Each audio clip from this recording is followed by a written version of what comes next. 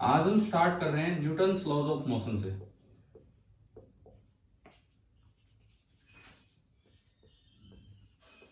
Newton's laws of motion,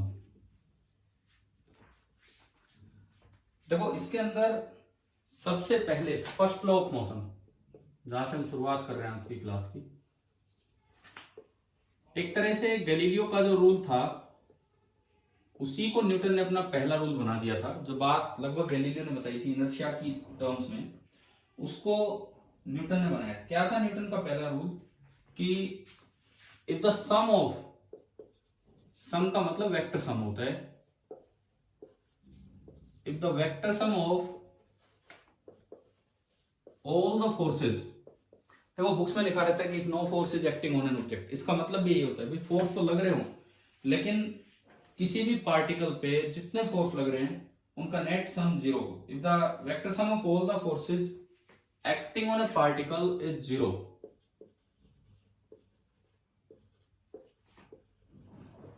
acting on A particle is zero, अगर net force जितने भी force लग रहे हैं उन सबका रिजल्टेंट जीरो है तो क्या होगा? पार्टिकल अनएक्सेलरेटेड रहेगा। अनएक्सेलरेटेड मतलब देन एंड ओनली देन, एक इंपॉर्टेंट बात न्यूटन ने ये बताई, बस केवल इसी केस में, और कभी नहीं रह सकता है, केवल इसी केस में the particle will be unaccelerated. केवल इसी केस में जो पार्टिकल है वो अनएक्सेलरेटेड रहेगा। अनएक्सेलरेटेड रहने का क्या मतलब है? कि या तो वो रेस्ट पे रहेगा या फिर कांस्टेंट वेलोसिटी से चल रहा होगा। Either will remain at rest और will move with constant velocity.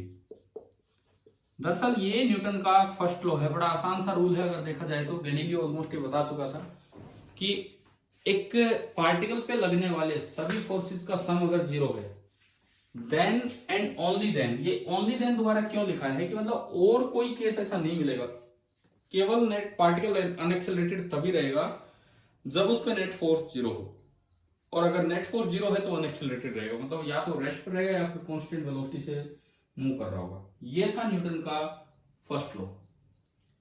अब यहां पे एक और इंपॉर्टेंट बात आती है, एक पार्टिकल रेस्ट पे है कि मोशन में है, क्या ये ऑब्जर्वर पे डिपेंड नहीं करता है? बताओ। बिल्कुल करता है। तो आप ऐसे कैसे बोल सकते हो कि ये रेस्ट पे है, कि ये कांस्टेंट वेलोसिटी से चल रहा है? वो तो ऑब्जर्वर पे भी डिपेंड करेगा। लेकिन जो फोर्स लग रहे होते हैं पार्टिकल पे वो तो ऑब्जर्वर पे डिपेंड नहीं करते। वो तो भाई पार्टिकल पे जो जो बाहर से फोर्स लग रहे होंगे वो तो कौन कौन से फैक्टर्स आसपास हैं उन पे डिपेंड करेगा। तो ये एक बड़ा कंफ्यूजन हुआ इसमें, बहुत भारी कंफ्यूजन, कि जो फोर्स लगता है net force, that is frame independent, frame पे डिपेंड नहीं करता। लेकिन जो एक्सेलरेशन ऑफ पार्टिकल है वो फ्रेम पे डिपेंड करता है। फोर्स फ्रेम पे डिपेंड नहीं करता लेकिन एक्सेलरेशन फ्रेम पे डिपेंड करता है। तो इसका मतलब अगर आप फ्रेम चेंज करोगे, ऑब्जर्वर चेंज करोगे, तो ऐसा हो सकता है कि फोर्स जीरो हो और एक्सेलरेशन नॉन जीरो हो जाए। तो ये तो कंफ्यूजन हो गया भाई, लॉ गलत है या फिर क्या चीज है।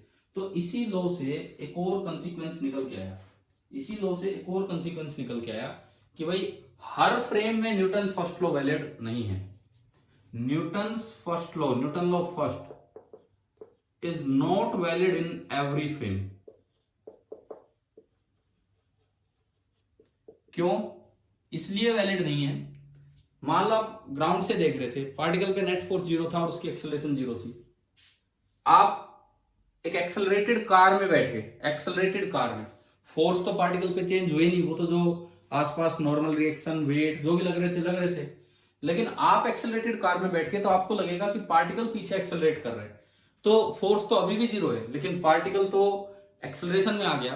तो मतलब जरूरी नहीं कि पार्टिकल पे नेट फोर्स जीरो हो तो एक्सेलरेशन जीरो हो। तो ये तो एक बड़ा भारी कंफ्यूजन क्रिएट हो गया अगर इस तरह से फ्रेम की तरफ हम जाते हैं। तो यहाँ पे एक स्टेटमेंट ये आती है कि Newton's law first is not valid in each and every frame. अब यहां से दो तरह के फ्रेम डिफाइन हुए, जिन फ्रेम्स में न्यूटन्स फर्स्ट लॉ वैलिड है उन्हें नाम दिया गया कि वो कैसे फ्रेम है, इनर्शियल फ्रेम। और जिन फ्रेम्स में न्यूटन्स फर्स्ट लॉ वैलिड नहीं है उनको बोला गया कि भाई वो कैसे फ्रेम है, आपके non inertial frame. Newton's first law जहां वैलिड है वो इनर्शियल फ्रेम है, और न्यूटन्स फर्स्ट लॉ जहां वैलिड नहीं है वो आपके नॉन इनर्शियल फ्रेम है। एक एग्जांपल लेते हैं ताकि अच्छा, फ्रेम के नाम काइनेमेटिक्स में आ चुके क्या? दो तरह के फ्रेम होते हैं, एक इनर्शियल एक नॉन इनर्शियल।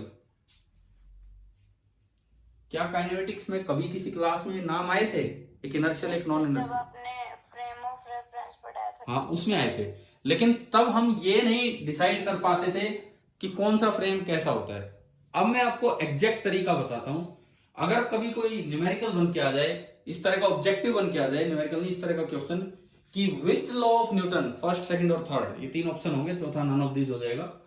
कौन सा लॉ ये डिसाइड करता है कि फ्रेम इनर्शियल है कि नॉन इनर्शियल? बताओ कौन सा लॉ डिसाइड कर रहा है कि फ्रेम इनर्शियल? First law. ये बात याद रखना, Newton's first law decides whether the given frame is inertial और नॉन इनर्शियल। अगर फर्स्ट लॉ उस फ्रेम में वैलिड है तो वो इनर्शियल होगा, और फर्स्ट लॉ वैलिड नहीं है तो वो नॉन इनर्शियल होगा। हम एक एग्जांपल से इस चीज को समझने की कोशिश करें। देखो, एक टेबल है, टेबल पे एक बुक रखी हुई है, टेबल पे सिंपली एक बुक रखी हुई है, book at rest on table. मैं बुक पे अगर फोर्सेस दिखाऊं तो बुक पे दो फोर्स लग रहे हैं। कौन कौन से दो फोर्स लग रहे हैं बुक पे? एक तो बुक का वेट जो अर्थ लगा रही होगी, और दूसरा कॉन्टैक्ट फोर्स जो टेबल ने बुक पे लगाया होगा, उसे हम बोल रहे हैं नॉर्मल रिएक्शन फोर्स। अब मैं देख रहा हूं ग्राउंड से, observer is at rest on ground,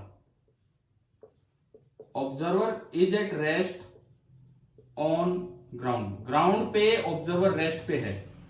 मैं यहां से देख रहा हूं इस बुक को।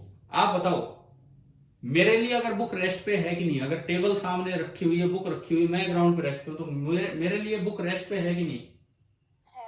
है। यानी कि ये ऑब्जर्वर कहेगा कि बुक की एक्सेलरेशन कितनी है? 0। अब बुक पे फोर्सेस कितने लग रहे हैं ये ऑब्जर्वर पे डिपेंड नहीं करता है, ये तो आसपास की फिजिकल सिचुएशन क्या है उस पर डिपेंड करेगा। बुक पे दो फोर्स लग रहे हैं, W और N। क्या वो दोनों फोर्स बराबर होते हैं? कैसे? ये आप कैसे बता सकते हो कि भाई ये बराबर हैं कि नहीं है? बताओ बराबर होते हैं। कैसे? तुम्हें वही तो, आप एक बार अपना एक्सेलरेट नहीं कर रहा ना ग्राउंड के रेफरेंस पे तो। ओहो, तो ये तो तब पता लगेगा कि एक्सेलरेट नहीं कर रहा और फोर्स भी 0 है, तो ये फर्स्ट लॉ को फॉलो कर रहे हैं कि नहीं? आप तो यूज ही फर्स्ट लॉ का कर रहे हो। हम चेक ये करना चाह रहे हैं। देखो, आप एक बार आप अपना नाम बताओ जो भी बोल रहे थे। सर अनुज, ये देखो, ये ऑब्जर्वर है। मैं ये चेक करना चाह रहा हूं कि ये इनर्शियल फ्रेम है कि नॉन इनर्शियल। तो मुझे ये देखना है कि क्या ये न्यूटन्स फर्स्ट लॉ को ओबे कर रहा है कि नहीं। ये फ्रेम, ये बुक इसके फ्रेम में। तो आपने पहले एक्सेलरेशन लिखी, एक्सेलरेशन कितनी है वो फ्रेम देख के बताता है, एक्सेलरेशन कितनी है? 0। अब आपको फोर्स देखना है, तो आप इसका यूज नहीं कर सकते कि एक्सेलरेशन 0 है तो इसलिए फोर्स 0। इसका मतलब आपने तो पहले से ही ये मान लिया कि ये तो न्यूटन्स फर्स्ट लॉ को फॉलो कर रहा है, क्योंकि न्यूटन्स फर्स्ट लॉ कह रहा है बैलेंस हो रहा ना फोर्स से। ये किसने कहा कि बैलेंस हो रहा है? ये किसने कह दिया? आप यही तो बताओ, कैसे आप कह सकते हो कि फोर्स बैलेंस हो रहा है? जितना बुक टेबल के ऊपर फोर्स लगा रही है उतना ही टेबल है उसके ऊपर, बुक के ऊपर फोर्स लगा रही है, इक्वल एंड अपोजिट है। अरे तो मैं वही तो पूछ रहा हूँ, ये इक्वल एंड अपोजिट आपको कैसे पता लगा? कहां से पता लगा कि इक्वल एंड अपोजिट है? आपका कहना यह है कि वेक्टर W और वेक्टर N इनका सम 0 होगा क्योंकि ये इक्वल एंड अपोजिट है। अब आप मेरी बात को समझिए, इसके पीछे लॉजिक क्या है आपका? आप न्यूटन्स फर्स्ट लॉ भी यूज कर नहीं सकते, बिकॉज हम ये चेक करना चाह रहे हैं कि ये फ्रेम इनर्शियल है कि नॉन इनर्शियल। इसने तो देख के बता दी एक्सेलरेशन 0। अब कहीं और से देख के देखना होगा कि क्या ये इन दोनों का वेक्टर सम 0 है कि नहीं। अगर नेट फोर्स भी 0 आ जाए और एक्सेलरेशन भी 0 आ जाए तो इस फ्रेम में न्यूटन फर्स्ट लॉ वैलिड हो रहा है, तो ये फ्रेम कैसा हो जाएगा? Inertial frame. अब आप ध्यान से सुनो, a very accurate measurement, a very accurate measurement gives that vector W weight plus normal reaction is non-zero। एक बड़ा ढंग से जब मेजरमेंट किया जाता है तो ये मिलता है कि ये नॉन जीरो आएगा, ये नॉन जीरो आएगा, ये नॉन जीरो आएगा। इसका रीजन भी है भाई, धरती घूम रही है कि नहीं आप बताओ? धरती घूम रही है तो अर्थ घूम रही है, तो बुक भी उसके साथ साथ घूम रही है। तो अगर बुक को बार बार रोटेट होना पड़ रहा है तो उसके ऊपर कोई ना कोई तो नेट फोर्स कहीं से बन पा रहा होगा। तो बड़ा ढंग से जब मेजर किया तो पाया गया कि ये नॉन जीरो आया। नॉन जीरो आया तो इट मींस क्या? टेबल भी तो घूम रही है सर। हाँ हाँ, तो टेबल घूम रही है तभी तो बुक घूम रही है। धरती घूम रही है, टेबल घूम रही है, इसीलिए तो बुक को घूमना पड़ रहा है। और बिना नेट फोर्स के तो बुक घूम नहीं सकती है, कोई नेट फोर्स लग रहा होगा तभी जाके बुक घूम पा रही होगी।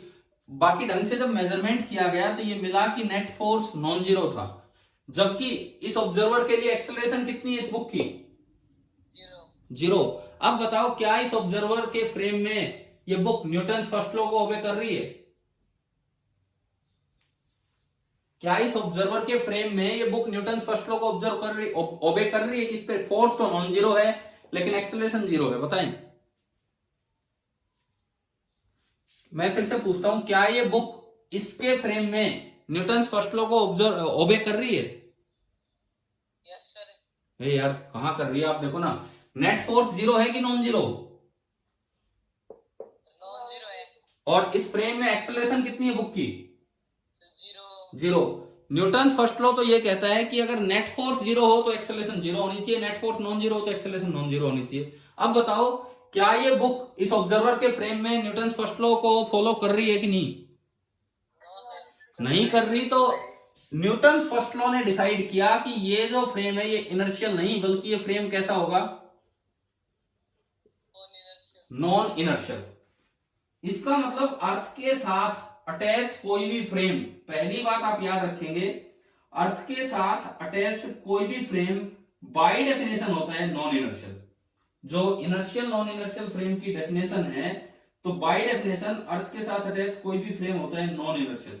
लेकिन अब इसके बाद एक अजम्पशन आती है, इनमें कोई बहुत भारी डिफरेंस नहीं होता है, ये ऑलमोस्ट इक्वल होते हैं। ये नॉन जीरो होता है बट टेंड्स टू जीरो होता है, नॉन जीरो होता है बट टेंड्स टू जीरो, जबकि एक्सेलरेशन एग्जैक्ट जीरो है। तो अब एक अजम्पशन आई, क्योंकि हम एक्यूरेट मेजरमेंट तो कॉपी किताबों में कर नहीं सकते, वो तो भाई जिसके पास कुछ संसाधन होंगे वही करेगा। तो एक अजम्पशन आई, क्या अजम्पशन आई सुनिए। अजम्पशन ये ली गई, every frame attach to earth, every frame attach to earth, attach to earth मतलब जो अर्थ के रिस्पेक्ट में रेस्ट पे हो, उसको बाय डेफिनेशन तो नॉन इनर्शियल था, लेकिन बाय अजम्पशन उसे मान लिया गया इनर्शियल। अब अगर इसे इनर्शियल एज्यूम कर दिया गया तो एक्सेलरेशन तो जीरो है, एक्सेलरेशन तो बुक की जीरो है। इसके लिए फोर्स, न्यूटन फर्स्ट लॉ कहता है कि अगर ये इनर्शियल फ्रेम है तो एक्सेलरेशन जीरो है, तो फोर्स भी कितना होगा? जीरो। एक्यूरेटली तो ये नॉन जीरो थे, लेकिन बाय अजम्पशन अब ये आगे से जीरो होगा, क्योंकि हम इतने एक्यूरेट मेजरमेंट पे नहीं जाएंगे न्यूमेरिकल्स में। तो अगर कोई भी न्यूमेरिकल आता है तो n बराबर w लिया जाएगा ताकि इस पे नेट फोर्स जीरो हो। अब देखो फर्स्ट लॉ कितना इंपॉर्टेंट, आप यहां से समझिए। न्यूटन फर्स्ट लॉ ने हमें ये सिखाया कि भाई फ्रेम इनर्शियल है कि नॉन इनर्शियल, बाय डेफिनेशन वो न्यूटन फर्स्ट लॉ से डिसाइड होगा। इवन अर्थ के साथ अटैच कोई भी फ्रेम नॉन इनर्शियल होता है बाय डेफिनेशन, लेकिन बाय अजम्पशन हम ये मान लेते हैं कि अर्थ के साथ अटैच कोई भी फ्रेम है तो वो इनर्शियल होगा। अब देखो इन अजम्पशन से इनर्शियल और नॉन इनर्शियल फ्रेम क्या निकले। इनर्शियल फ्रेम या तो वो अर्थ के रेस्पेक्ट में रेस्ट पे हो, विद रेस्पेक्ट टू अर्थ, या तो वो रेस्ट पे हो या वो कांस्टेंट वेलोसिटी से चल रहा हो। तो ऐसे सारे फ्रेम्स को माना गया inertial frame. With respect to earth या तो रेस्ट पे हो या फिर वो कांस्टेंट वेलोसिटी से चल रहा हो। तो एक इंपॉर्टेंट रिजल्ट ये बनता है, all the frames moving uniformly with respect to earth are inertial. All the frames either at rest or moving uniformly with respect to earth are inertial. और कोई अर्थ के रेस्पेक्ट में एक्सेलरेटेड होगा तो वो नॉन इनर्शियल फ्रेम होगा और वो न्यूटन फर्स्ट लॉ को ओबे नहीं करेगा। पहले आप ये बताओ क्या यहां तक की बात आ गई है क्या समझ में? इनर्शियल नॉन इनर्शियल फ्रेम होते क्या है? Yes sir. एक काम करो, एच.सी. वर्मा बुक है ना आपके पास अभी या नहीं है? यस सर है। पेज नंबर 78 निकालो, आंसर नहीं देखेंगे, क्वेश्चन देखेंगे। ऐसा नहीं है मैं ऑब्जेक्टिव करवा रहा हूं, कभी आंसर ही देख के आगे बढ़ो। पेज नंबर 78 निकालो सभी बच्चे।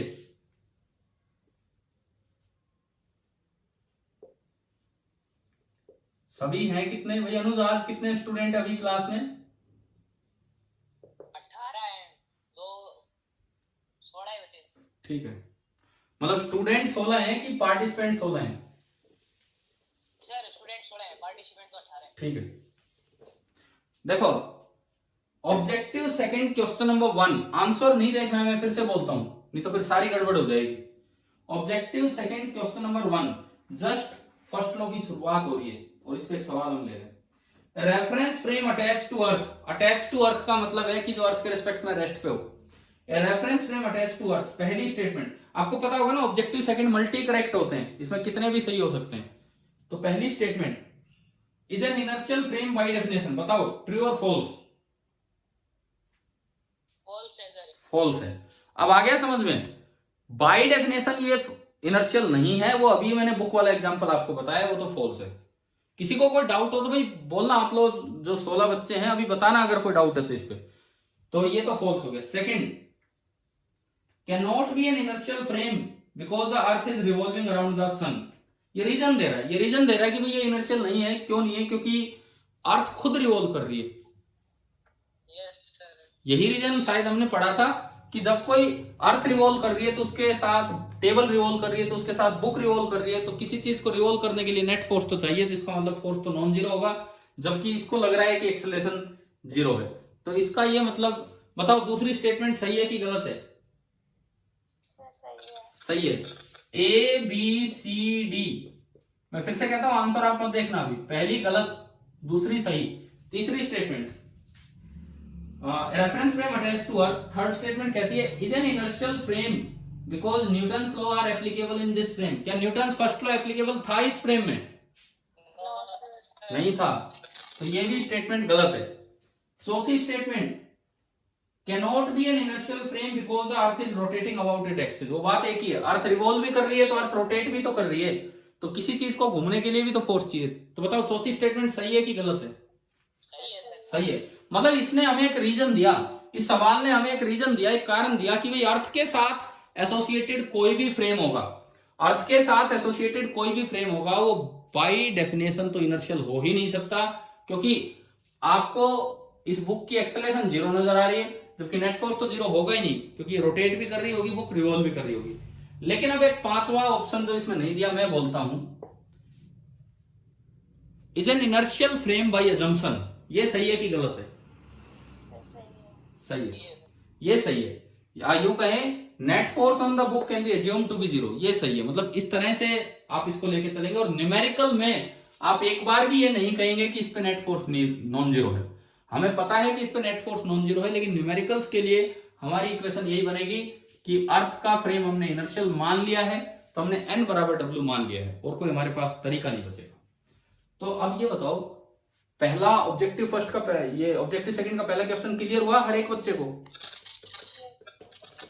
अगर आप न्यूटन्स फर्स्ट लॉ में ये बात ना पढ़े ना कि इससे इनर्शियल फ्रेम या नॉन इनर्शियल फ्रेम डिसाइड होता है और कैसे डिसाइड होता है, तो आप कभी भी ये पहला टाइप का जो क्वेश्चन है तो कर ही नहीं पाओगे। इसमें तो हमेशा अटक के बैठे रहोगे और समझ में नहीं आएगा ये क्या हो रहा है क्या नहीं।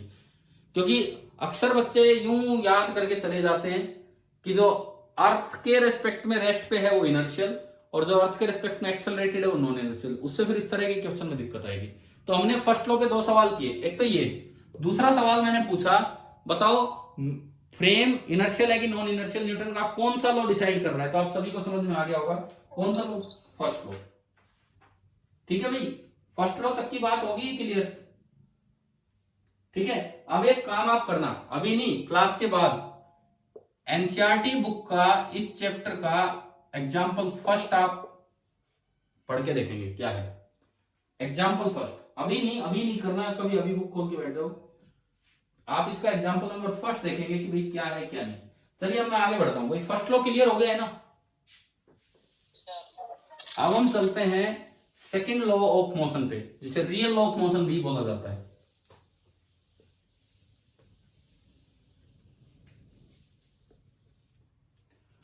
अब हम चल रहे हैं सेकंड लॉ ऑफ मोशन,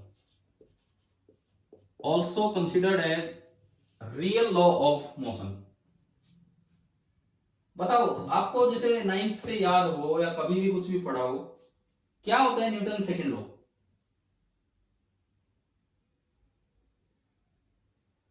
आपको इसके लिए सबसे पहले एक टर्म डिफाइन करनी पड़ेगी, जिसे हम बोलते हैं linear momentum, symbol P. Linear momentum का मतलब होता है कि amount of motion contained in a body. एक बॉडी के अंदर कितना मोशन है, that is linear momentum. And qualitatively तो बात ठीक है, अमाउंट ऑफ मोशन। क्वांटिटेटिवली इसका मतलब होता है मास इनटू वेलोसिटी। भाई अमाउंट ऑफ मोशन का मतलब होता है कि आपको उसे रोकने में कितना जोर लगाना पड़ रहा है। किसी को आसानी से रोक पा रहे हो तो उसके अंदर कम मोशन था, किसी को रोकने में जोर पड़ रहा है तो उसके अंदर ज्यादा मोशन है। तो लीनियर मोमेंटम इस तरह से डिफाइन होता है, मास इनटू वेलोसिटी, और ये एक वेक्टर क्वांटिटी है और इसकी डायरेक्शन वही होगी जो वेलोसिटी की है। आप दो एग्जांपल ले सकते हो, छोटे से एग्जांपल। देखिए सपोज कीजिए मैं एक बार दो ऑब्जेक्ट लूं, दोनों का मास अलग अलग ले लूं लेकिन वेलोसिटी सेम। एक तो बॉल है 5 मीटर पर सेकंड से आ रही है, और एक ट्रक है 5 मीटर पर सेकंड से आ रहा है। दोनों की वेलोसिटी सेम है। मास किसका ज्यादा होगा, बॉल का या ट्रक का? ट्रक का। डेफिनेटली ट्रक का मास ज्यादा है। आप ही बताओ किसको रोकना आसान है, बॉल को रोकना आसान है कि ट्रक को रोकना आसान है? बाहर से आप खड़े हो तो आगे बॉल को, ट्रक को तो आप रोक नहीं सकते हो। तो यानी कि बॉल को रोकना आसान है। इसका मतलब किसके अंदर ज्यादा मोशन है बताओ, ट्रक में कि बॉल में? ट्रक में ज्यादा मोशन है। इसका मतलब जिसका मास ज्यादा उसमें मोशन ज्यादा, तो जिसका मास ज्यादा उसका लीनियर मोमेंटम ज्यादा। P is directly proportional to M। दूसरा एग्जांपल देखो, सेम मास की दो चीजें ली, एक बुलेट गोली रिवॉल्वर से निकलेगी और एक बॉल। मान लो दोनों का मास सेम है, सपोज कीजिए 2 kg 2 kg, मास सेम है। बॉल आ रही है 5 मीटर पर सेकंड से, बुलेट के इतनी कम स्पीड से आती है। बुलेट मान लो कितनी स्पीड से आई, 100 मीटर पर सेकंड से। भाई बुलेट की बात ये है ना कि वो बहुत तेज स्पीड से आती है, तभी तो वो अटैक ऐसा कर देती है। अब देखो मास सेम है, किसको रोकना आसान है आप बताओ? बॉल को। बुलेट को अगर ऐसे ही रोक पाते फिर तो कोई मरता ही नहीं, जब भी कोई गोली चलाए पकड़ लो भाई बुलेट, ये थोड़ी होता है। तो इसका मतलब मोशन किसमें ज्यादा है, बुलेट में। तो जिसकी वेलोसिटी ज्यादा उसमें मोमेंटम ज्यादा, मोशन ज्यादा। इन दोनों को इकट्ठा करके एक फिजिकल क्वांटिटी बनाई गई and that is called mass into velocity. ये आपका होता है लीनियर मोमेंटम। अब न्यूटन ने कुछ चीजें ऑब्जर्व की। न्यूटन ने क्या ऑब्जर्व किया कि भाई अगर आप दो अलग अलग बॉडीज भी लें, उन पे सेम फोर्स लगाएं सेम टाइम के लिए। ध्यान से सुनो मैं क्या बोल रहा हूं। दो अलग अलग बॉडीज भी आप लें और उन पे सेम फोर्स लगाएं सेम टाइम के लिए। अलग अलग बॉडी मतलब दोनों का M1 M2 अलग है, दोनों की V1 V2 अलग है। लेकिन अगर आप उन पे सेम फोर्स लगा रहे हैं सेम टाइम के लिए, तो दोनों में same change in momentum produce होगा। तो चेंज इन मोमेंटम प्रोड्यूस होगा वो दोनों में बिल्कुल सेम होगा। ये न्यूटन ने एक बात ऑब्जर्व की थी। क्या था देखो मैं यहां लिखता हूं। न्यूटन की ऑब्जर्वेशन ये थी, एक बॉडी M1 एक बॉडी M2, इसकी इनिशियल स्पीड है V1 और इसकी इनिशियल स्पीड है V2। मैंने इस पे भी एक फोर्स लगाया F सेम, और इस पे भी एक फोर्स लगाया F। इस पे भी टाइम इंटरवल डेल्टा t के लिए लगाया और इस पे भी टाइम इंटरवल डेल्टा t के लिए फोर्स लगाया। तो जो चेंज इन मोमेंटम क्रिएट होगा, चेंज इन मोमेंटम मतलब P final minus P initial, जितना इसमें क्रिएट हो रहा था उतना ही इसमें क्रिएट हो रहा था। मतलब चेंज इन मोमेंटम ना तो M1 पे डिपेंड कर रहा है ना V1 पे, वो केवल फोर्स पे डिपेंड कर रहा है और कितनी देर के लिए ये फोर्स लगा। तो ये न्यूटन की ऑब्जर्वेशन थी। क्या ऑब्जर्वेशन थी, मैं लिखता हूं एक बार। Newton observe that same force, मैंने दोनों पे बिल्कुल सेम फोर्स लगाया, बॉडी m1 पे और बॉडी m2 पे, same force for the same time, time भी मैंने सेम लिया है,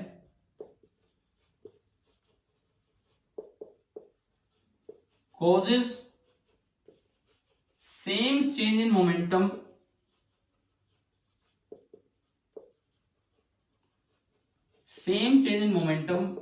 in two different bodies, same change in momentum in two different bodies, दोनों में same change in momentum produce होगा, और यहां से न्यूटन ने अपना सेकंड लॉ दिया। तो अभी बताओ आप सेकंड लॉ की स्टेटमेंट क्या थी in terms of momentum, second law की स्टेटमेंट क्या थी? m1v1 is equal to m2v2। ना यार ये क्या है, ये तो पता नहीं क्या बोल दिया, ये actually law of conservation of linear momentum जो कभी बाद में आएगा, और उसमें तो कुछ कंडीशंस भी हैं, ये नहीं थी। अब सुनो, न्यूटन सेकंड लॉ में न्यूटन ने दो बातें बताई थी, बच्चे अक्सर एक ही बात करके चले जाते हैं, न्यूटन ने दो बातें बताई थी। पहली बात, न्यूटन सेकंड लॉ की पहली बात, जो rate of change of linear momentum है, किसी भी पार्टिकल का rate of change of linear momentum, rate of change of linear momentum का मतलब है dp by dt, rate of change of linear momentum का मतलब है differentiation of p with respect to time, dp by dt, that is directly proportional to the applied force. ये directly proportional होता है कि आपने बाहर से फोर्स कितना अप्लाई किया। पहली बात तो सेकेंड लॉ की ये है, देखो हमने लॉज नाइन्थ में भी पढ़े होते हैं, जब नाइन्थ में फर्स्ट लॉ पढ़ा तो क्या इनर्शियल नॉन इनर्शियल का जिक्र हुआ था फर्स्ट लॉ के साथ? हाँ, तो वही तो बात है ना, अब वहां नहीं हुआ, अब थोड़ा और डेप्थ में अच्छे तरीके से पढ़ रहे हैं लॉज को, क्योंकि यूं तो सीधे सीधे स्टेटमेंट कोई भी बोल देगा वहां से पढ़ के, अब ढंग से सीखिए आप। Rate of change of linear momentum dp by dt of an object is directly proportional to the applied force, कि भाई आपने कितना फोर्स अप्लाई किया। बच्चे यहां इस लॉ को खत्म कर देते हैं, लेकिन इसमें एक और बात है डायरेक्शन की, कि जो चेंज इन मोमेंटम होगा वो किस डायरेक्शन में होगा। सेकेंड पॉइंट है direction of change in linear momentum, direction of change in linear momentum this is same as F cap. F cap मतलब डायरेक्शन ऑफ अप्लाइड फोर्स, मतलब जो डीपी कैप होगी, डीपी कैप मतलब direction of change in linear momentum जो होगा, या जो DP vector होगा change in momentum, that is along F vector. ये दूसरी इंपॉर्टेंट बात है। तो ये कंप्लीट आपका सेकेंड लॉ ऑफ मोशन है। इसको जब इक्वेशन फॉर्म में जब बताया जाता है, इक्वेशन फॉर्म में, तो ऐसे इक्वेशन लिख दी जाती है, F is equal to DP by D T. Constant को 1 लिया जाता है, नहीं तो यहां पे कोई K भी आना था, बट कॉन्स्टेंट को 1 लिया जाता है, और ये आपका सेकेंड लॉ है। अब इसको यूं नहीं बोलना कि force is proportional to DP by D T, आपको बोलना है DP by D T is proportional to force. इसका एक कारण है भाई, चेंज इन मोमेंटम कितना होगा वो डिपेंड करेगा फोर्स पे, तो इसीलिए dp by dt dependent variable है और फोर्स इंडिपेंडेंट वेरिएबल है, तो dp by dt is proportional to f, इस तरह से होता है। कांस्टेंट यहां पे 1 लिया जाता है। अब देखो मान लो एक छोटी सी बात, सपोज कीजिए आपसे डायरेक्शन ही पूछ ली जाए और कुछ नहीं, इसी लॉ का मैं यूज करके आपको दिखाता हूं।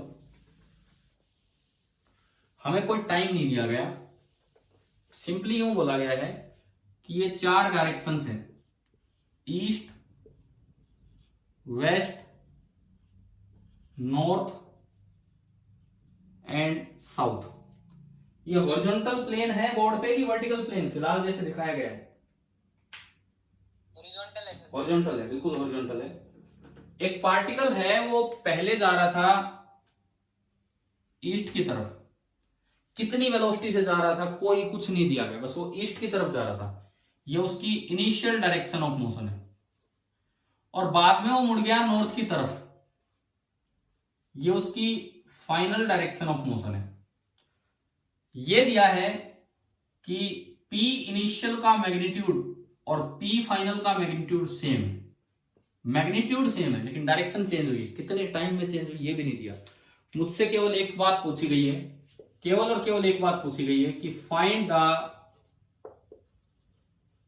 Direction of force acting on the particle. अब केवल न्यूटन सेकंड लॉ ही ये डायरेक्शन दे सकता है, केवल मुझसे डायरेक्शन पूछेगी। तो न्यूटन फर्स्ट लॉ तो एफ का मैग्नीट्यूड देता है डीपी बाई डी टी, ना सॉरी न्यूटन सेकंड लॉ की जो पहली बात थी, न्यूटन सेकंड लॉ की जो पहली बात थी वो तो फोर्स का मैग्नीट्यूड देता है डीपी बाई डी टी।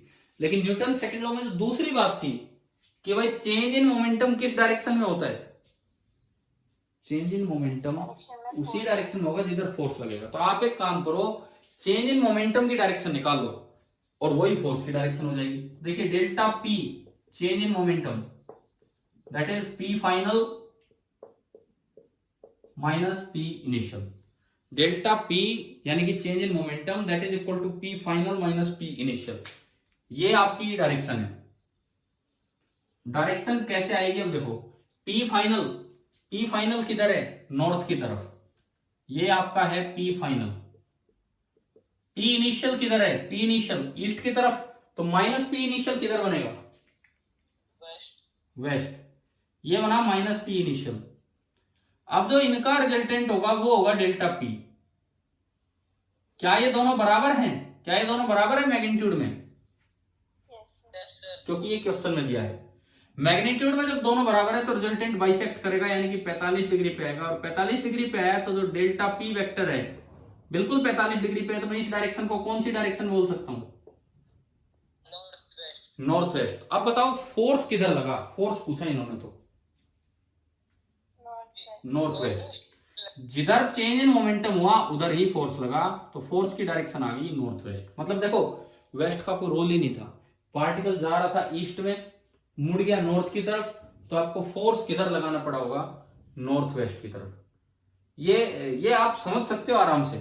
कैसे, मान लो एक भैंस है वो उधर भाग रही है, एक भैंस है उधर भाग रही है और आपको अपनी तरफ खींचना है, तो आप उसकी बेल पकड़ के यूं इस तरह से खींचते हो, तो बस आप फोर्स लगा रहे हो इधर की तरफ, लेकिन वो ईस्ट से बस इतना मुड़ी है कि वो नॉर्थ की तरफ होगी।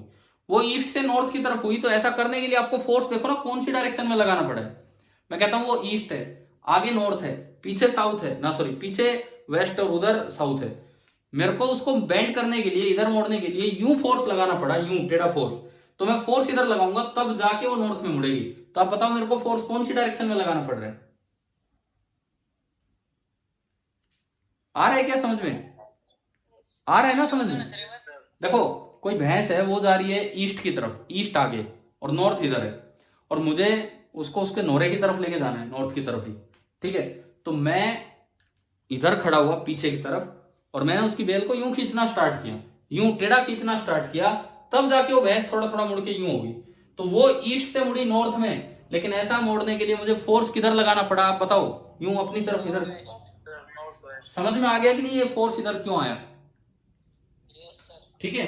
तो मतलब सेकंड लॉ ऑफ मोशन हमें फोर्स की डायरेक्शन भी दे रहा है, ना केवल फोर्स का मैग्नीट्यूड बल्कि फोर्स की डायरेक्शन भी दे रहा है, ठीक है। मैग्नीट्यूड चाहिए तो उसके लिए फिर टाइम की जरूरत पड़ेगी कि भाई कितना टाइम में वो फोर्स लगा है, कितने टाइम में वो चेंज इन मोमेंटम हुआ है, तब जाके वो बनेगा। तो this is Newton second law. अब इसमें कांस्टेंट के आ सकता था, परंतु यूनिट्स को न्यूटन को इस तरह से डिफाइन किया गया कि के की वैल्यू 1 निकल के आती, क्योंकि रूल तो ये था कि dp by dt is proportional to f, तो ये बन सकता था बराबर k इंटू एफ, परंतु डायमेंशंस इस तरह से चूज किए गए कि इसमें रूल में k को 1 डिफाइन कर दिया गया। इस तरह से बोला गया, कैसे कि जब dp by dt 1 था उस वक्त जो आप फोर्स लगा रहे थे उसको 1 मान लिया गया। जब dp by dt 1 था उस वक्त आप जितना फोर्स लगा रहे हो उसको 1 माना गया, ये एक न्यूटन फोर्स है, तो अपने आप वहां से k 1 होगा और ये रूल बन गया F बराबर dp by dt। और न्यूटन सेकंड लॉ की एक और फॉर्म है, न्यूटन सेकंड लॉ की एक और फॉर्म है, यहीं से निकल के आती है। देखिए क्या है, आज ऐसा है कि आज की क्लास में हम एक बार तीनों लॉज बस देख रहे हैं कि क्या क्या है, फिर आगे डिटेल में चलेंगे इन सभी टॉपिक्स पे, मेनली सेकंड लॉ पे चलना है। Another form of Newton second law देखिए क्या है, F का फॉर्मूला अभी हमारे पास आया dp by dt। ये कोई ऑब्जेक्ट है, ये कोई भी ऑब्जेक्ट है, मान लीजिए इसका मास है m और इसकी एक्सेलरेशन है a, तो मैं ए को लिख सकता हूं डीवी बाई डी टी। किसी भी वक्त अगर एक्सेलरेशन लिखनी हो तो आप ए को लिख सकते हैं डीवी बाई डी टी। मैंने पी की वैल्यू पुट की D by D T of M V, ये बना। क्या एम को मैं बाहर निकाल सकता हूं कि नहीं डिफरेंशिएशन से? बताओ। यस सर, कांस्टेंट है। एक्सेलरेशन इसमें है, एक्सेलरेशन है तो विद टाइम वेलोसिटी चेंज होगी। क्या मास चेंज होगा? क्या मास वेलोसिटी पे डिपेंड करता है कि नहीं करता है? No sir. अब यहां फिर से दो बातें हैं, देखो एक एक चीज अच्छे से आप सीखो। डिपेंड करता है कि आप क्लासिकल मैकेनिक्स की बात कर रहे हैं, डिपेंड करता है कि आप क्लासिकल मैकेनिक्स की बात कर रहे हैं या रिलेटिविस्टिक मैकेनिक्स की। जब हमने पहली यूनिट पढ़ाई तो कभी 4 डोमेन्स ऑफ फिजिक्स का नाम लिया था? सर आप थे क्या उस समय? आप लोग वही फर्स्ट यूनिट फर्स्ट डे जो होगा 4 डोमेन्स ऑफ फिजिक्स, तो उसमें एक नाम आया था रिलेटिविस्टिक मैकेनिक्स। रिलेटिविस्टिक मैकेनिक्स का मतलब है कि जहां speed of particle comparable to speed of light हो जाए, तो यहां पे जो मास होता है वो डिपेंड करने लग जाता है वेलोसिटी पे। और अगर मास वेलोसिटी पे डिपेंड करेगा तो जैसे जैसे एक्सेलरेशन है वेलोसिटी बढ़ेगी, तो क्या मास कांस्टेंट है? No sir. नहीं है, तो वहां पे आप इसको बाहर नहीं निकाल पाओगे। लेकिन क्लासिकल मैकेनिक्स में मास क्या रहेगा? कांस्टेंट रहेगा। हम जो ये फिजिक्स पढ़ रहे हैं अभी +1 में, क्लासिकल पढ़ रहे हैं रिलेटिविस्टिक पढ़ रहे हैं? क्लासिकल। तो इसमें हम मास को कांस्टेंट मान सकते हैं। जिस दिन आप 12th तक आप नहीं पढ़ोगे, 12th तक नहीं, लेकिन क्योंकि ये नॉन मेडिकल सेक्शन है तो इसको तो फिजिक्स आगे पढ़नी है, तो जब आप ग्रेजुएशन में फिजिक्स का कोई पार्ट पढ़ेंगे थ्योरी ऑफ रिलेटिविटी, तो वहां जाके आप एम को कांस्टेंट नहीं मान पाएंगे, बाहर नहीं निकाल पाएंगे। हाँ 12th तक कोई दिक्कत ही नहीं है, फिर भी मैं इसलिए बता रहा हूं, पता नहीं ऑब्जेक्टिव में कोई ऐसा ही कॉन्सेप्चुअल प्रॉब्लम बना के दे दे कि ये क्या है क्या नहीं। तो आपने एम बाहर निकाला क्लासिकल मैकेनिक्स में, एम बाहर आया और ये अंदर बचा DV by D T. DV by D T कितना होता है? एक्सेलरेशन। तो मेरे पास एक और ज्यादा कॉमन फॉर्म आ गई न्यूटन सेकंड लॉ की, F is equal to M A. F is equal to M A, ये शायद आपने पढ़ रखा होगा 9th क्लास में ये वाली फॉर्म, परंतु ये ध्यान रखना ये तभी वैलिड है जब आप आइंस्टाइन की फिजिक्स पे नहीं जा रहे, मतलब जब आप रिलेटिविस्टिक फिजिक्स पे नहीं जा रहे, उस वक्त ये वैलिड है। अच्छा एक और चीज, मैं एक और पॉइंट पूछता हूं, ऐसा कोई कॉन्सेप्ट है, ये कोई गाड़ी है, ऊंट गाड़ी। ऊंट गाड़ी देखी है ना आपने? ऊंट गाड़ी क्या होती है?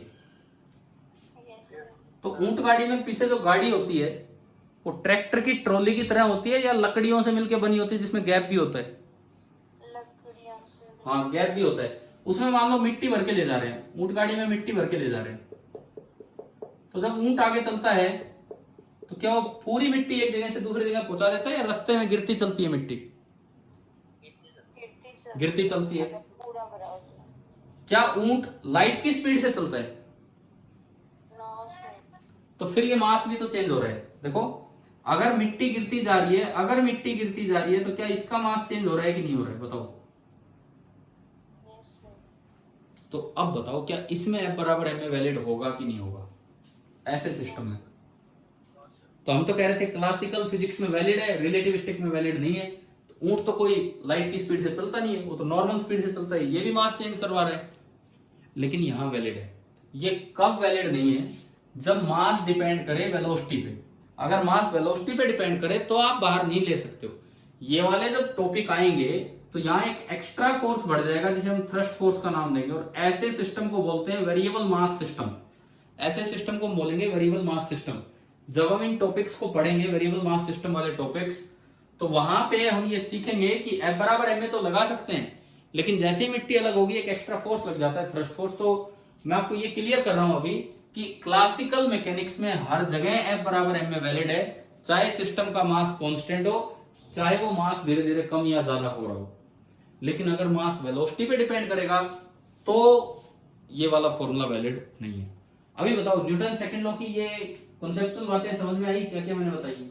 Yes sir. ठीक है। अब एक क्वेश्चन लेके थोड़ा मैं आपको ये सिखाता हूं कि काइनेमेटिक्स में जितना हम पढ़ के आए हैं कैसे यूजफुल है, किस तरह से हमारे लिए सारी बातें यहाँ यूजफुल है। मान लो ये X axis, Y axis and Z axis. एक कोई पार्टिकल है एट प्रेजेंट वो एक्स एक्सिस के लॉन्ग जा रहा है, एक पार्टिकल है एट प्रेजेंट वो एक्स एक्सिस के लॉन्ग जा रहा है और उसकी वेलोसिटी दी है 3 i मीटर पर सेकेंड, ये इसकी वेलोसिटी दी है। और इस समय इस पे फोर्स एक्स के लॉन्ग नहीं, कहीं और दूसरी तीसरी डायरेक्शन में लग रहा है। फोर्स आप मान लो कि ये फोर्स दिया है F vector i plus 2j plus 4k Newton, इधर लगा, ये इस पे फोर्स लगा और ये इसकी वेलोसिटी है। अब मुझे तीन बातें बतानी है, तीन बातें। फर्स्ट पार्ट, अच्छा मैं अगर इसकी एक्सेलरेशन निकालना चाहूं तो मुझे इसका मास पता होना चाहिए। मास मान लो 2 kg, सपोज इसका मास है 2 kg। फाइन, फर्स्ट पार्ट है acceleration, second part tangential acceleration and third part radial acceleration. बताया भाई, कभी ये पढ़े हैं क्या हमने नाम काइनेमेटिक्स में? Yes, sir. आपके आज तक किसी भी टेस्ट में इन पे क्वेश्चन नहीं आया है? अभी तक जितने भी टेस्ट में आपके, किसी भी टेस्ट में या काइनेमेटिक्स वाले टेस्ट में कभी भी, मतलब जो स्कूल टेस्ट हुआ काइनेमेटिक्स का, उसमें टेंजेंशियल रेडियल इन पे सवाल नहीं था शायद। ठीक है, पेपर कैसा हुआ आपका? खराब? चलो कोई बात नहीं, अब आगे बढ़ो। अब ये बताओ तो इसमें कैसे एक्सेलरेशन निकालें, टेंजेंशियल एक्सेलरेशन निकालें, रेडियल एक्सेलरेशन निकालें, ये बताइए आप। एक्सेलरेशन तो डायरेक्ट आएगी, एक्सेलरेशन तो डायरेक्ट आएगी, फोर्स अपॉन मास। फोर्स का मैग्नीट्यूड बताओ कितना है? 4 16 और 4 20 और 1 21। फोर्स का मैग्नीट्यूड है √21। क्लियर? तो इसका मतलब जो एक्सेलरेशन आएगी, एक्सेलरेशन ऑफ द पार्टिकल तो आ गई √21/2 मीटर पर सेकेंड स्क्वायर। ये बताओ फर्स्ट पार्ट आ गया समझ में? Second part tangential acceleration. अब टेंजेंशियल एक्सेलरेशन कैसे निकालें? क्या मतलब था टेंजेंशियल एक्सेलरेशन का? टेंजेंशियल एक्सेलरेशन का मतलब होता था कि वेलोसिटी की डायरेक्शन में क्या एक्सेलरेशन है, वो वेलोसिटी की डायरेक्शन में क्या एक्सेलरेशन है, वो थी टेंजेंशियल एक्सेलरेशन। देखो अगर आप एक्सेलरेशन लिखें वो फोर्स की डायरेक्शन में होगी, और न्यूटन सेकंड लॉ F बराबर m है, तो एक्सेलरेशन भी इधर ही होगी। 2 से डिवाइड कर दो तो एक्सेलरेशन बनेगी 1/2 i प्लस 2/2 यानी कि j प्लस 4/2 यानी कि 2k। ये एक्सेलरेशन बनी, ये आपकी एक्सेलरेशन बनी। आप ये बताएं एक्सेलरेशन का कंपोनेंट वेलोसिटी की डायरेक्शन में कितना है? वेलोसिटी की डायरेक्शन कौन सी है? X axis. एक्स एक्सिस के अलोंग एक्सेलरेशन का कंपोनेंट कितना दिख रहा है? बोलिए, एक बच्चा बोला भी है सही, बताइए। हाँ, तो इसका मतलब टेंजेंशियल एक्सेलरेशन कितनी होगी बताओ? यही तो है टेंजेंशियल एक्सेलरेशन, यही तो है टेंजेंशियल एक्सेलरेशन की जो वेलोसिटी की डायरेक्शन में जो एक्सेलरेशन होगी, दैट इज टेंजेंशियल एक्सेलरेशन। तो ½ मीटर पर सेकेंड स्क्वायर। अब तीसरी बात, रेडियल एक्सेलरेशन क्या होगी? रेडियल एक्सेलरेशन क्या होगी ये बताएं। देखो मैं काइनेमेटिक्स से रिलेट करके पढ़ा रहा हूं आपको। रेडियल का मतलब था कि वेलोसिटी के परपेंडिकुलर डायरेक्शन में जो एक्सेलरेशन होती है वो होती है रेडियल एक्सेलरेशन। अगर मैं टेंजेंशियल एक्सेलरेशन वेक्टर फॉर्म में लिखूं तो दिस इज ½ i। अगर मैं रेडियल एक्सेलरेशन वेक्टर फॉर्म में लिखूं तो वेलोसिटी के परपेंडिकुलर तो j प्लस 2k। अब बताओ रेडियल एक्सेलरेशन का मैग्नीट्यूड कितना है? कितना बोलना? रेडियल एक्सेलरेशन का मैग्नीट्यूड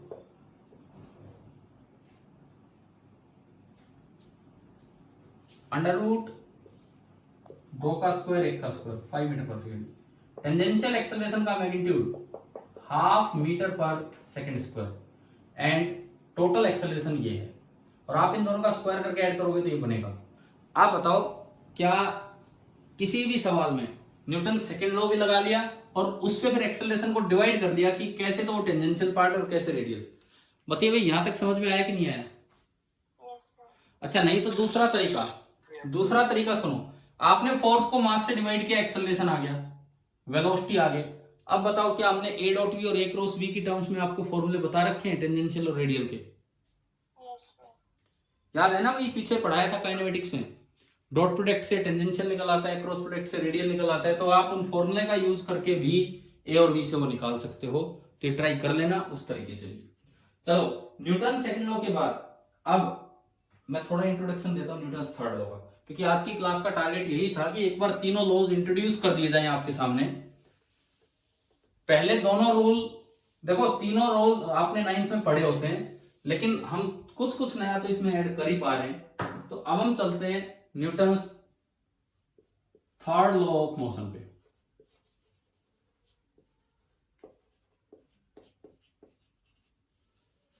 बताओ क्या था थर्ड लॉ? अगर सिंपल स्टेटमेंट हम बोले, क्या होता है थर्ड लॉ?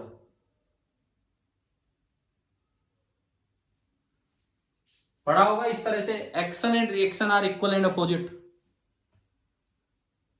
या to every action there is always an equal and opposite reaction. पढ़ा है ना ये? तो ये एक्शन और रिएक्शन किसको बोल रहे हैं? फोर्स को, मास को, एक्सेलरेशन को, किसको नाम दे रहा है ये? बताओ। फोर्स को। एक्शन फोर्स और रिएक्शन फोर्स दो फोर्सेज हैं जो एक बॉडी दूसरे पे लगा रही होती है आपस के, और ये हमेशा इक्वल एंड अपोजिट होते हैं, मतलब मैग्नीट्यूड वाइज इक्वल होते हैं और डायरेक्शन वाइज अपोजिट। आप ही बताओ, पहले एक्शन फोर्स लगता है कि पहले रिएक्शन फोर्स लगता है? मतलब अगर यूं पूछे आपसे कि कोज एंड इफेक्ट रिलेशनशिप, तो एक्शन फोर्स कोज है या इफेक्ट है? Sir, cause और रिएक्शन फोर्स इफेक्ट। effect. तो पहली बात जो हमें याद रखनी चाहिए, action and reaction forces do not have cause effect relationship. Action and reaction forces do not have cause effect relationship. That is, both act at the same time. Both act at the same time. अब सुनो, ये आप गलत बोल रहे थे। आप क्या मान रहे हैं एक्शन रिएक्शन को? जैसे मान लो दो बच्चे हैं, पहले ने दूसरे के थप्पड़ मार दिया, ये एक्शन है। तो आप बोल रहे हैं कि अब दूसरा पहले के थप्पड़ मारेगा, वो रिएक्शन है ना भाई? यही था ना दिमाग में? इसी तरह से, क्योंकि आप बोलिए सर पहले ये हुआ फिर वो हुआ। पहले ने दूसरे के थप्पड़ मारा, तो पहले के हाथ दूसरे के मुंह पे गया, वो एक्शन बोलते हो। तो दूसरे के मुंह ने पहले के हाथ पे फोर्स लगा लिया, वो रिएक्शन ही। साहब बोलिए बराबर, अब कोई दोबारा थप्पड़ मारने की जरूरत नहीं है। तो ये होता है न्यूटन थर्ड लॉ, कि जिस समय एक्शन फोर्स लगता है उसी समय रिएक्शन फोर्स लगता है। आप उसमें से किसी को भी एक्शन बोल सकते हो और किसी को भी रिएक्शन, क्योंकि ये होता ही नहीं है कि ये पहले बना और ये बाद में बना। कोई भी एक फोर्स आप एक्शन बोल दो, दूसरा रिएक्शन हो जाएगा। एक ही साथ एक ही समय पे दोनों लगते हैं, तो कॉज इफेक्ट रिलेशनशिप को फॉलो नहीं करते हैं। बताओ, ये समझ में आ गया कि नहीं? ठीक है। दूसरी बात, क्या एक्शन एंड रिएक्शन फोर्स एक दूसरे को कैंसिल आउट कर पाते हैं कि नहीं? देखो, फिर तो कभी कोई चीज चल ही नहीं पाएगी। जैसे मैं किसी भी चीज पे जितना एक्शन लगाऊंगा उतना ही वो रिएक्शन लगा देगी, दोनों कैंसिल आउट हो गए, तो नेट फोर्स तो जीरो रहेगा हमेशा, क्योंकि हर एक्शन के साथ कोई ना कोई रिएक्शन होगा। नेट फोर्स जीरो रहेगा, फिर कैसे हम किसी चीज को स्टार्ट करेंगे?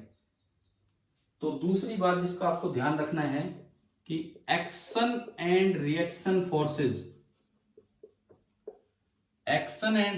Forces never act on same object. अगर एक्शन फोर्स ए ने बी पे लगाया है, तो रिएक्शन फोर्स बी पे नहीं बल्कि किस पे लगेगा? ए पे। समझ में आ रहा है? मतलब ऐसा नहीं है कि एक बॉडी का आप डायग्राम बनाओ फोर्सेस का, उस पे एक्शन दिखाया है तो उस पे रिएक्शन नहीं दिखेगा। अगर उस पे एक्शन आया है तो रिएक्शन तो फिर किसी दूसरे पे लगा होगा जिसने वो फोर्स लगाया होगा। बताइए, क्लियर है कि नहीं ये चीज? ठीक है। उसके बाद आप ये बताओ, एक एग्जांपल से मैं पूछता हूं, आप टेबल पे बैठे हो,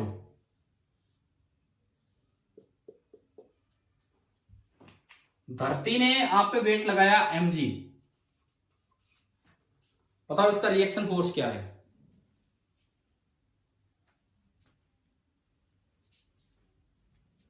सर अर्थ ने आप पे फोर्स लगा रखा है वेट mg, आप टेबल पे बैठे हैं या चेयर पे बैठे हैं सॉरी, तो इस mg का रिएक्शन फोर्स क्या है वो बताओ।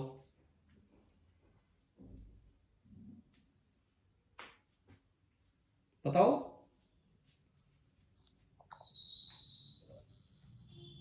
बोलो, इतना ही टाइम है, हमारा टाइम भी पूरा होने वाला है। इस mg का रिएक्शन फोर्स क्या है?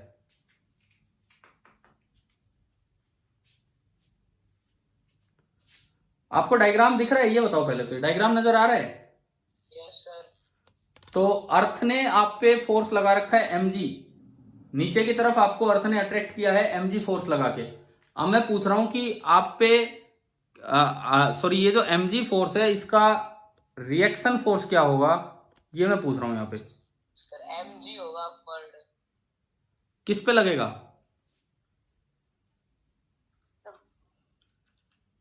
किस पे लगेगा बताओ? अर्थ पे, वो सही है, बिल्कुल सही जवाब है। बहुत से बच्चे क्या कहते हैं कि इसी पे लग गया नॉर्मल रिएक्शन, इसी पे लग गया नॉर्मल रिएक्शन, इसको बोल देते हैं एक्शन और इसको बोल देते हैं रिएक्शन, जो एब्सोल्युटली रॉन्ग है, बिल्कुल गलत है। क्या ऐसा हो सकता है क्या कि एक ही ऑब्जेक्ट पे एक्शन और रिएक्शन दोनों लग जाएं? नहीं हो सकता है।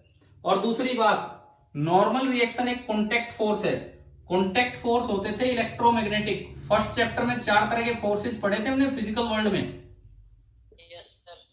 ये तो इलेक्ट्रोमैग्नेटिक फोर्स है। और वेट आपका है ग्रेविटेशनल फोर्स, वेट आपका है ग्रेविटेशनल फोर्स। अब एक और बात याद रखें, एक्शन एंड रिएक्शन फोर्सेस दोनों का नेचर सेम होता है। मतलब ग्रेविटेशनल फोर्स का रिएक्शन कभी इलेक्ट्रोमैग्नेटिक नहीं हो सकता है, इलेक्ट्रोमैग्नेटिक फोर्स का रिएक्शन कभी ग्रेविटेशनल नहीं हो सकता है। एक्शन और रिएक्शन दोनों का मैग्नीट्यूड बिल्कुल सेम होता है। अब देखो, आप अब ध्यान से सुनो कि कैसे हम एक्शन रिएक्शन पेयर बनाएं इस सिचुएशन में। ये आदमी बैठा है, टेबल हटाओ, चेयर हटाओ, इस पे अर्थ ने नीचे लगाया मान लो mg, बदले में इसने भी अर्थ पे इतना ही लगा दिया होगा अपनी तरफ अट्रैक्टिव mg। एक एक्शन रिएक्शन पेयर है ये, एक एक्शन रिएक्शन पेयर है ये। अब टेबल ले आओ, चेयर ले आओ मान लो, और ये आदमी था, चेयर ने इस पे लगाया n ऊपर, बदले में आदमी ने चेयर पे लगाया n नीचे। ये एक एक्शन रिएक्शन पेयर है, ये एक एक्शन रिएक्शन पेयर है, ये एक एक्शन रिएक्शन पेयर है। लेकिन जब आप आदमी का डायग्राम बनाएंगे तो एक्शन रिएक्शन पेयर नहीं, केवल एक एक फोर्स उठाना है। जब आप आदमी का डायग्राम बनाएंगे तो उस पे एक तो लग रहा है वेट नीचे और एक लग रहा है नॉर्मल रिएक्शन ऊपर, तो हम दो ही फोर्स दिखाते हैं, एक वेट नीचे और एक नॉर्मल रिएक्शन। यानी कि एक पार्टिकल के फ्री बॉडी डायग्राम में कभी भी एक्शन के साथ रिएक्शन नहीं आएगा, केवल एक फोर्स आएगा, चाहे आप उसे एक्शन नाम दे दीजिए चाहे आप उसे रिएक्शन नाम दे दीजिए। अभी बताओ कि क्या ये वाला पॉइंट क्लियर हो गया है कि नहीं आपको? सर आपने लास्ट में क्या बोला है बताना। देखो, ये मैं पूरा ही बता रहा हूं। ये आदमी चेयर पे बैठा है, चेयर ग्राउंड पे है, नीचे ग्राउंड है। आदमी पे दो फोर्स लग रहे हैं, एक तो gravitational attractive force by earth, weight of the object, weight of the man, और दूसरा कॉन्टेक्ट फोर्स, वो इलेक्ट्रोमैग्नेटिक फोर्स है जो चेयर ने लगाया आदमी पे ऊपर की तरफ एन। अब आप ये देखो, इधर देखो कि पहला फोर्स, पहले फोर्स की अगर मैं बात करूं, पहले मैंने आदमी को देखा, उस पे नीचे की तरफ वेट लगा mg, आदमी पे नीचे की तरफ वेट लगा mg, वो ग्रेविटेशनल फोर्स है। वो किसने लगाया था, किसने लगाया था? वो अर्थ ने। तो अगर अर्थ ने आदमी पे कुछ फोर्स लगाया तो एक्शन रिएक्शन पेयर कहेगा कि इतना ही फोर्स आदमी ने भी अर्थ पे लगाया अपोजिट डायरेक्शन में, तो अर्थ को आदमी अपनी तरफ अट्रैक्ट कर रहा होगा इतने ही फोर्स से जितना आदमी का वेट है। ये इस एक्शन का रिएक्शन है। ऐसे ही चेयर ने आदमी पे नॉर्मल रिएक्शन ऊपर लगाया, तो बदले में आदमी ने चेयर पे नॉर्मल रिएक्शन उतना ही नीचे लगाया, ये उस एक्शन का रिएक्शन है। ये दोनों आपस में एक्शन रिएक्शन पेयर नहीं है, पहली बात तो ये। इस एक्शन का रिएक्शन ये, इस एक्शन का रिएक्शन ये। लेकिन जब हम आदमी का फोर्स डायग्राम बनाते हैं, जिसको हम फ्री बॉडी डायग्राम बोलेंगे आगे, तो जब आप आदमी का डायग्राम बनाएंगे तो उस पर केवल आदमी पे लगने वाले फोर्स लेंगे, तो एक तो mg लेना होगा और एक नॉर्मल रिएक्शन लेना होगा, तो ये आपस में एक्शन रिएक्शन पेयर नहीं है। तो अभी बताओ ये एक्शन रिएक्शन वाला कंफ्यूजन क्लियर हुआ कि नहीं? Yes sir. तो आज की क्लास में कोई क्वेश्चन नहीं चला, मतलब क्वेश्चन छोटे छोटे कॉन्सेप्चुअल चले।